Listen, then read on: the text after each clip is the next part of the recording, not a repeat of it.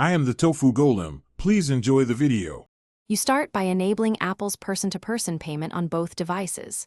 First, make sure iCloud is active and Messages is signed in.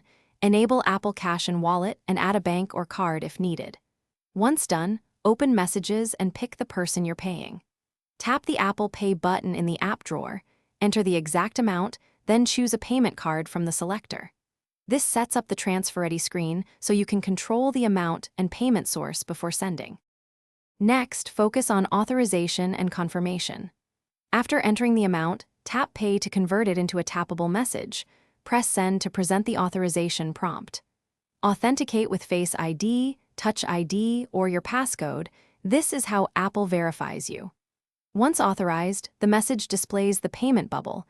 The recipient taps it and accepts to deposit into their Apple Cash. Make sure both devices show the green or blue confirmation bubble, so you know the transfer proceeded normally.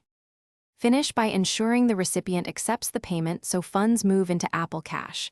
You'll see a settled status in Messages and their wallet balance update. Once accepted, they can use Apple Cash, send it elsewhere, or transfer to a bank account. If the transfer fails, make sure both devices have internet, Apple ID signed in, and that Apple Cash is enabled in Wallet. Also confirm the card has no holds and the service is supported in your region. That single troubleshooting check resolves most issues. Thanks for watching. Consider subscribing if we helped you today.